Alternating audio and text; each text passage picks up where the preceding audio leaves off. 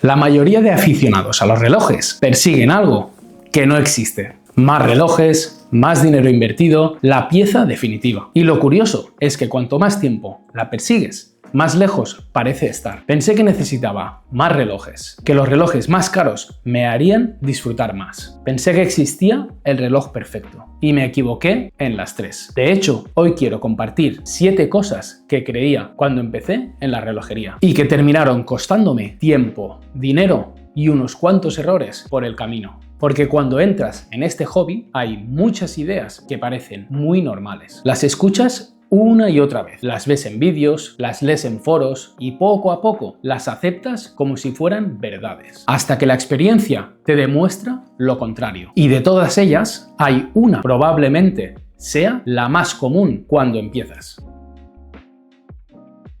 Creo que esta es probablemente la primera trampa en la que caemos casi todos. Porque cuando entras en la relojería es muy fácil pensar que una buena colección es simplemente una colección grande. Que cuantos más relojes tengas, mejor aficionado eres. Y desde que entré en la relojería, yo también lo veía así. Porque es lo que vemos constantemente. Entras en YouTube y ves cajas llenas de relojes. Entras en Instagram y más de lo mismo. Colecciones enormes. Relojes por todas partes. Y poco a poco, sin darte cuenta, empiezas a asociar cantidad con éxito dentro de la afición. Como si tener 20 relojes fueran automáticamente mejor que tener 5. Y claro, cuando estás empezando, siempre aparece otro reloj que te llama la atención. Descubres un modelo, luego otro, después una marca nueva, otra referencia. Y acabas teniendo la sensación de que tu colección todavía no está terminada. Como si siempre faltara algo. Pero poco a poco me he dado cuenta de algo. He conocido personas con muchísimos relojes que prácticamente utilizan siempre los mismos 3 o 4. Y también aficionados con muy pocas piezas que disfrutan cada una de ellas muchísimo más. Y ahí fue cuando hice el clic, porque entendí que una colección no mejora necesariamente cada vez que entra un reloj nuevo. Muchas veces mejora cuando entiendes mejor por qué los relojes que ya tienes siguen contigo, porque al final esto no va de llenar huecos en la caja, va de que cada reloj tenga un sentido, va de que cada pieza se haya ganado su sitio. Pero poco a poco empecé a darme cuenta de algo. Una colección interesante no es la que tiene más relojes, es la que tiene más relojes que mañana volverías a comprar. Y esta, sinceramente, también me costó bastante tiempo entenderla, porque cuando empiezas en la relojería es muy fácil pensar que un reloj más caro te va a hacer disfrutar más. Y la verdad tiene bastante lógica, porque cuando algo cuesta más dinero, esperamos más de ello. Mejores acabados, mejores materiales, un mejor movimiento, más exclusividad, y en muchos casos todo eso es cierto. No voy a decir que no haya diferencias, porque muchas veces las hay. El problema aparece cuando empezamos a pensar que más calidad significa automáticamente más disfrute y más conexión. Y ahí es donde creo que muchos aficionados terminamos llevándonos una gran sorpresa, porque tarde o temprano aparece ese reloj que llevabas meses mirando, investigando, comparando, viendo vídeos, imaginando cómo sería tenerlo. Y cuando por fin llega durante unos días, todo parece perfecto. Pero poco a poco esa emoción empieza a bajar. Y entonces aparece una pregunta bastante incómoda. Y ya está, porque muchas veces lo que más disfrutábamos no era el reloj, era la búsqueda, la expectativa, la ilusión de conseguirlo. Y cuanto más tiempo paso en esta afición, más me doy cuenta de algo. Algunos de los relojes que más recuerdo ni siquiera han sido los más caros. Han sido los que más he disfrutado llevar, los que encajaban conmigo, los que me apetecía ponerme una y otra vez. Porque al final el precio puede aumentar la calidad. Lo que no garantiza es que vayas a disfrutarlo más. Y creo que uno de los momentos más importantes para cualquier aficionado llega cuando deja de preguntarse cuánto cuesta un reloj y empieza a preguntarse algo mucho más interesante. ¿Qué me hace sentir ese reloj cuando me lo pongo?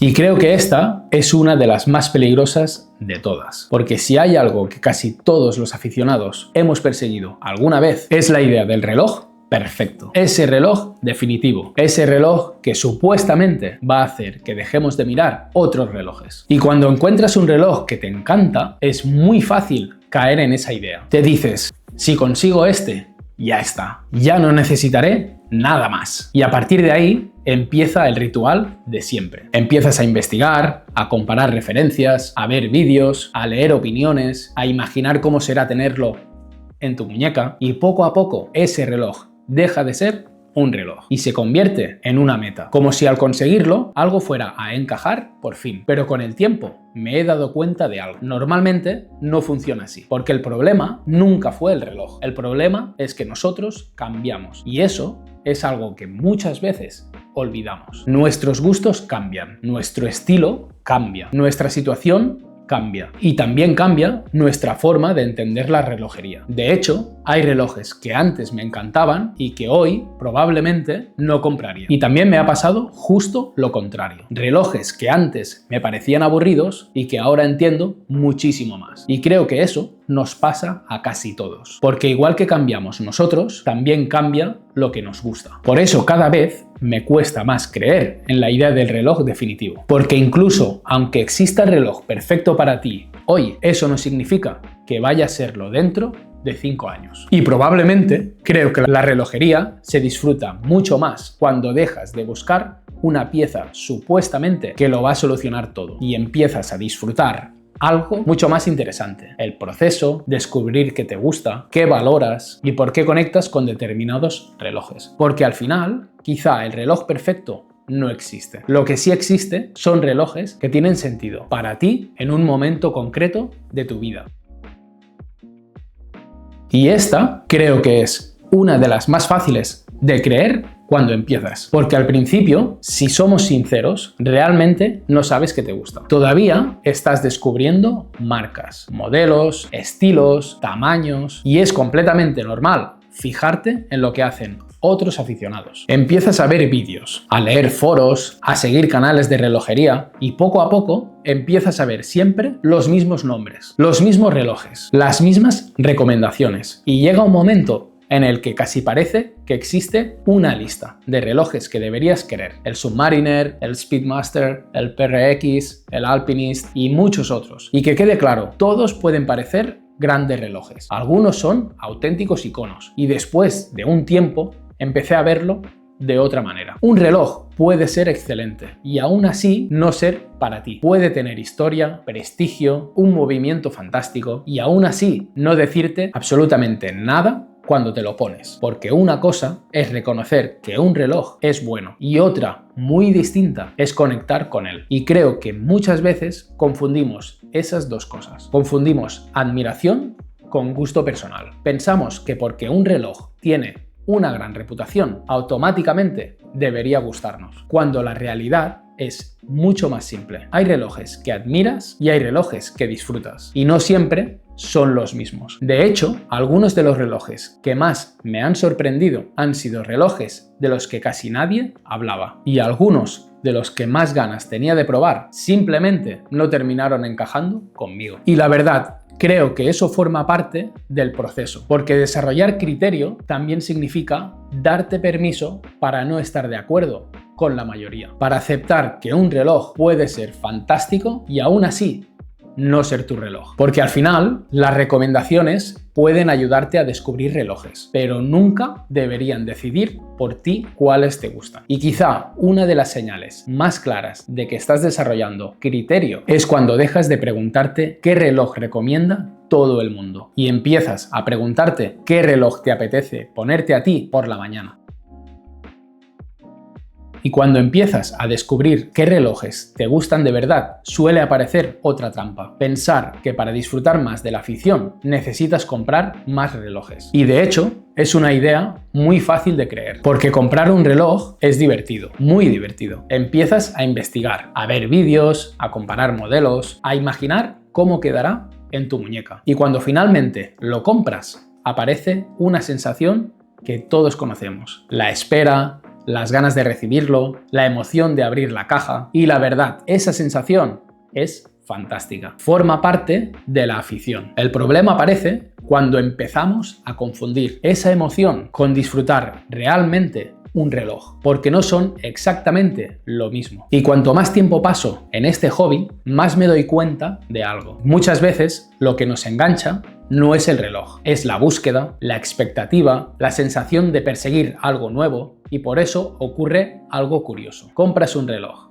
lo disfrutas durante un tiempo y la emoción desaparece. Casi sin darte cuenta, empiezas a mirar el siguiente, luego otro y después otro más, como si la satisfacción estuviera siempre en la próxima compra. Y creo que muchos aficionados hemos pasado por ahí, porque llega un momento en el que te das cuenta de algo. Algunos de los relojes que más recuerdas ni siquiera son los que más ilusión te hicieron cuando los compraste. Son los que seguías disfrutando meses después. Los que seguías escogiendo por la mañana. Los que seguían teniendo sentido. Cuando toda la emoción inicial ya había desaparecido. Y para mí, ahí está la diferencia. Comprar un reloj puede darte emoción durante unos días. Disfrutar un reloj es algo que puede durar años. Y creo que una parte importante de madurar dentro de la afición es entender que no siempre necesitas otro reloj para seguir disfrutándolo. A veces lo único que necesitas es volver a apreciar los relojes que ya tienes. Porque al final la satisfacción no suele aparecer cuando llega el siguiente reloj. Muchas veces aparece cuando dejas de buscar constantemente el siguiente. Y cuando empiezas a disfrutar más los relojes que tienes, también ocurre otra cosa. Empiezas a darte cuenta de que no todos se quedan. Algunos relojes entran en tu colección y con el tiempo salen. Y después de un tiempo, yo veía eso como un fracaso. Pensaba que si vendía un reloj era porque me había equivocado al comprarlo. Porque seamos sinceros, cuando compras un reloj, normalmente no lo haces a la ligera. Investigas, comparas modelos, ves vídeos, lees opiniones, imaginas cómo será llevarlo en tu muñeca y cuando finalmente lo compras, lo haces convencido de que has tomado una buena decisión. Por eso, cuando llega el momento, es fácil sentir que algo ha salido mal, como si hubieras fallado, como si te hubieras equivocado desde el principio. Y poco a poco yo lo empecé a ver de otra manera, porque muchas veces no vendemos un reloj porque sea malo, ni porque nos hayamos equivocado. Simplemente descubrimos que no era para nosotros. Y creo que hay una diferencia enorme entre esas dos cosas, porque una cosa es comprar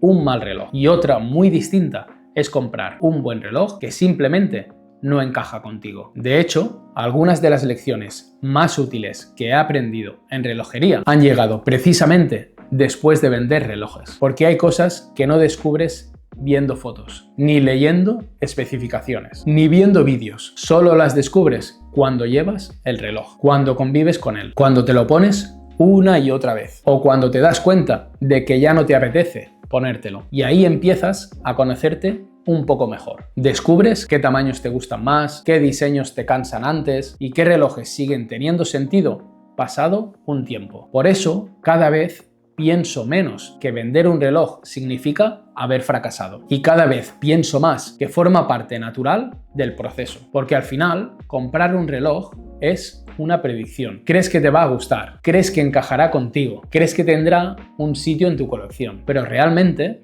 no lo sabes. Solo el tiempo te da esa respuesta. Y probablemente algunas de las mejores decisiones que he tomado en relojería no han sido los relojes que compré, han sido los relojes que decidí dejar marchar. Porque cada reloj que sale de una colección te enseña algo sobre los que realmente merecen quedarse. Y al final, todas las mentiras de las que hemos hablado terminan llevándote a esta, probablemente la más difícil de aceptar, porque durante mucho tiempo pensamos que la satisfacción está un poco más adelante, en el siguiente reloj, en la siguiente compra, en esa pieza que llevamos meses mirando, y de hecho creo que todos hemos pasado por ahí. La mayoría hemos tenido ese reloj que parecía especial, ese reloj que pensábamos que iba a marcar un antes y un después, y durante un tiempo parece que funciona. Lo compras, lo disfrutas, lo estrenas y durante unas semanas sientes que has llegado exactamente donde querías. Pero entonces pasa algo. Empiezas a mirar otros relojes otra vez. Descubres nuevas marcas, nuevos modelos, nuevas referencias y la búsqueda vuelve a empezar. Y creo que ahí es donde muchos nos damos cuenta de algo. La satisfacción nunca estuvo realmente en el siguiente reloj, porque si estuviera ahí,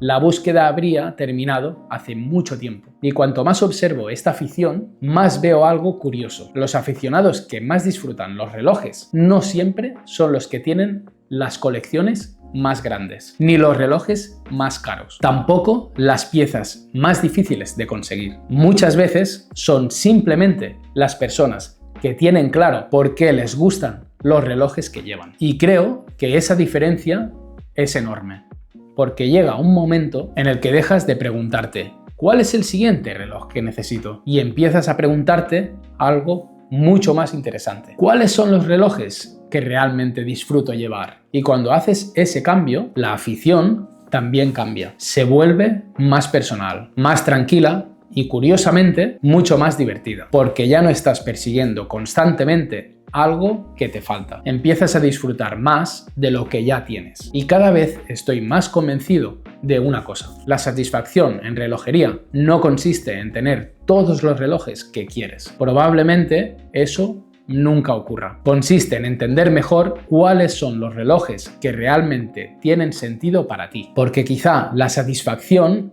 no llega cuando consigues el siguiente reloj. Quizá llega cuando dejas de esperar que el siguiente reloj lo cambie todo. Y probablemente creo que ninguna de estas mentiras aparece porque hagamos las cosas mal. Creo que aparecen porque todos empezamos exactamente igual, con la curiosidad, con la ilusión y con la sensación de que quizá existe un reloj que lo cambiará todo. Pero cuanto más tiempo paso comprando y vendiendo, probándome relojes y hablando con otros aficionados, más me doy cuenta de algo. La mayoría empezamos buscando relojes, pero con el tiempo acabamos aprendiendo cosas sobre nosotros mismos. Aprendemos qué nos gusta, qué valoramos, qué nos emociona de verdad y qué cosas simplemente nos llamaban la atención durante un momento. Porque al final, una buena colección no consiste en tener más relojes, ni siquiera en tener mejores relojes. Consiste en entender mejor por qué cada uno de ellos está ahí. Porque cuanto más lo pienso, menos creo que la relojería consiste en encontrar el reloj perfecto. Y más creo que consiste en encontrar los relojes que encajan contigo en este momento y en esta etapa de tu vida. Y por esa razón, quizá la pregunta más importante no sea ¿cuál es el siguiente reloj que quiero comprar? Quizá la pregunta sea ¿cuál es el reloj que mañana volvería a elegir aunque ya no pudiera comprar ninguno más? Y ahora tengo curiosidad. ¿Cuál de estas 7 mentiras crees que se repite más en la relojería?